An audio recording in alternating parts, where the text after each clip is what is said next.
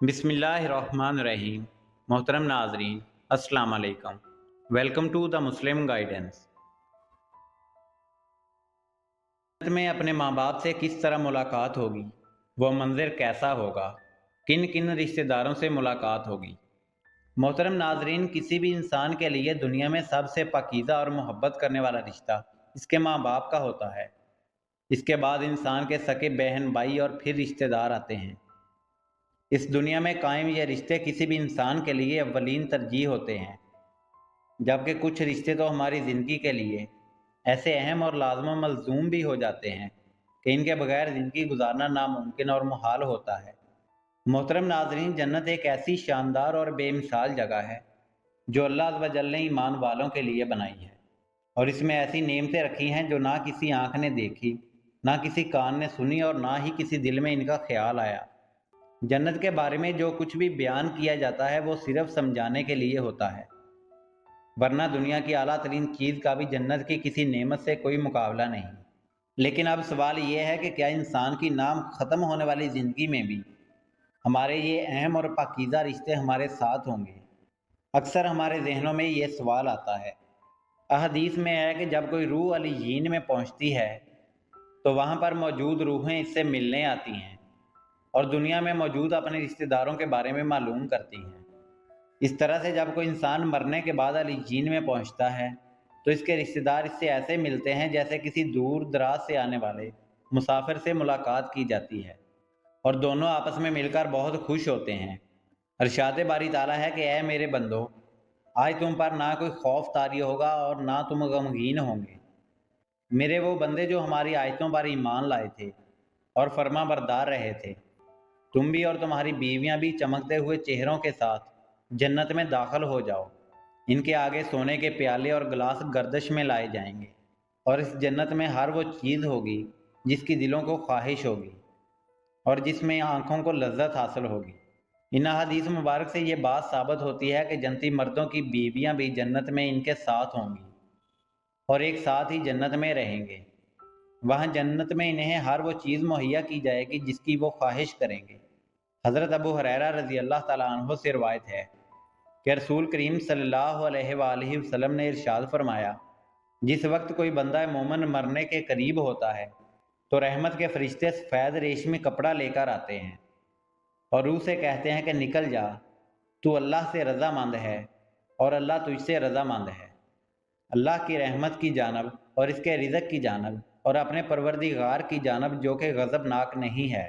پھر وہ روح اس طرح معطر حالت میں نکل جاتی ہے جس طرح عمدہ خوشبودار مشک، اور فرشتے اسے ہاتھوں پر اٹھاتے ہوئے آسمان کے دروازے پر لے آتے ہیں۔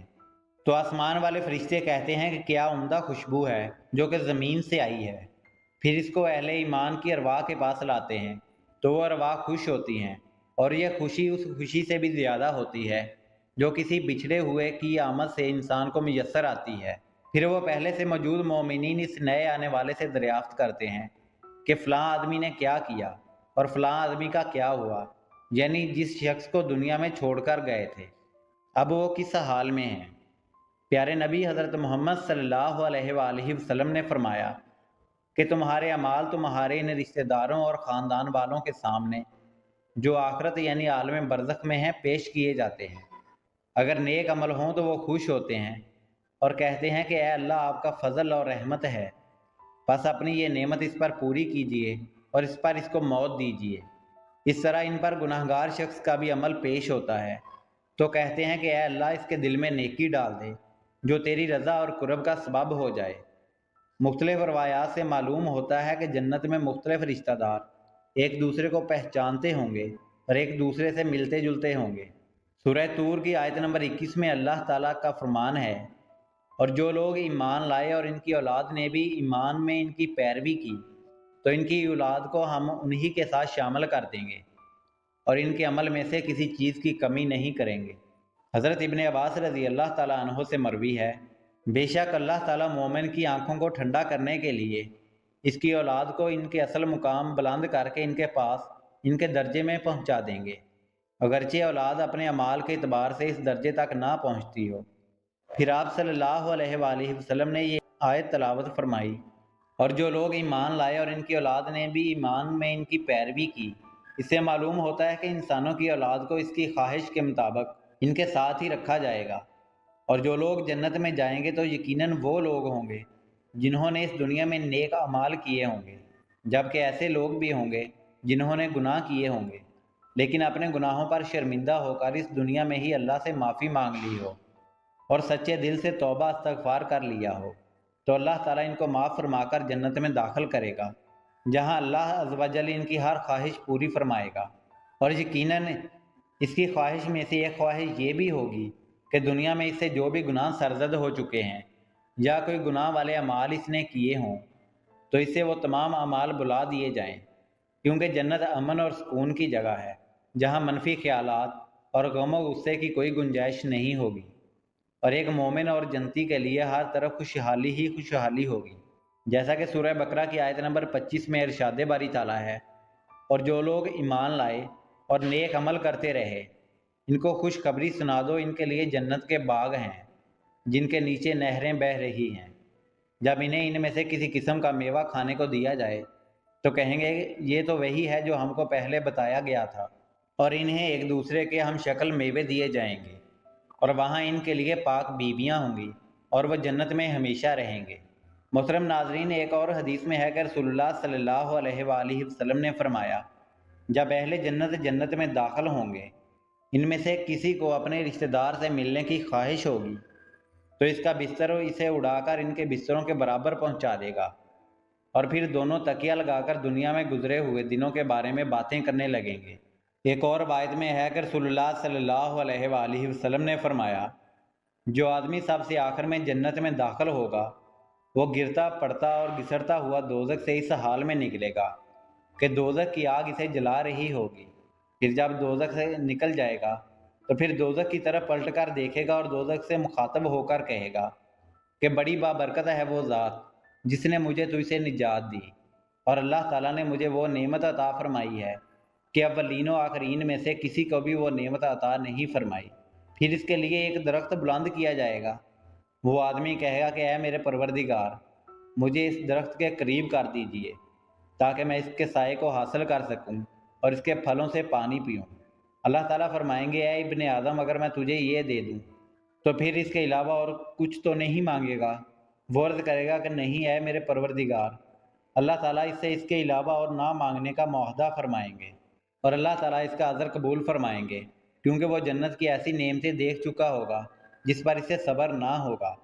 اللہ تعالیٰ اسے اس درخت کے قریب کر دیں گے، وہ اس کے سائے میں آرام کرے گا اور اس کے پھلوں سے پانی پیے گا اور اپنی پیاس بجھائے گا۔ پھر اس کے لیے ایک اور درخت ظاہر کیا جائے گا جو پہلے درخت سے کہیں زیادہ خوبصورت ہوگا۔ وہ آدمی عرض کرے گا، اے میرے پروردگار، مجھے اس درخت کے قریب فرما دیجئے تاکہ میں اس کا سایہ حاصل کر سکوں اور اس کا پانی پیوں، اس کے بعد میں اور کوئی سوال نہیں کروں گا۔ اللہ تعالیٰ فرمائیں گے، اے ابن آدم، کیا تو نے مجھ سے وعدہ نہیں کیا تھا کہ تو مجھ سے کوئی اور سوال نہیں کرے گا؟ اور اب اگر تجھے اس درخت کے قریب پہنچا دیا تو پھر تو اور سوال کرے گا۔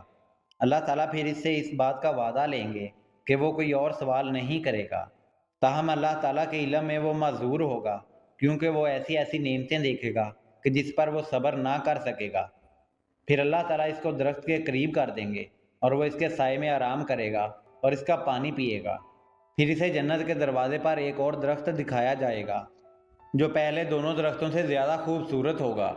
وہ آدمی کہے گا کہ اے میرے رب، مجھے اس درخت کے قریب فرما دیجئے تاکہ میں اس کے سائے میں آرام کروں اور اس کا پانی پیوں، اور اس کے علاوہ کوئی اور سوال نہیں کروں گا۔ پھر اللہ تعالیٰ اس آدمی سے فرمائیں گے، اے ابن آدم، کیا تو نے مجھ سے یہ وعدہ نہیں کیا تھا کہ تو اس کے بعد کوئی اور سوال نہیں کرے گا؟ وہ عرض کرے گا، ہاں اے میرے پروردگار، اب میں اس کے بعد اس کے علاوہ کوئی اور سوال نہیں کروں گا۔ اللہ اسے معذور سمجھیں گے، کیونکہ وہ جنت کی ایسی نعمتیں دیکھے گا جس پر وہ صبر نہیں کر سکے گا۔ پھر اللہ تعالیٰ اسے اس درخت کے قریب کر دیں گے۔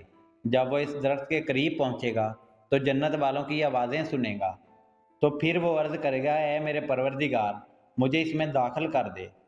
تو اللہ فرمائیں گے، اے ابن آدم، تیرے سوال کو کون سی چیز روک سکتی ہے؟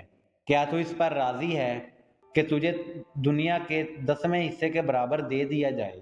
تو اللہ پاک اس پر ہنسیں گے۔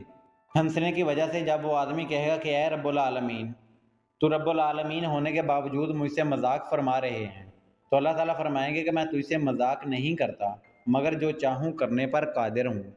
ناظرین، یہ جنت میں داخل ہونے والے سب سے آخری انسان کی حالت ہوگی۔ اللہ پاک سے دعا ہے کہ اللہ پاک ہمیں نیک اعمال کرنے کی توفیق عطا فرمائے اور ہمارا خاتمہ بالایمان فرمائے۔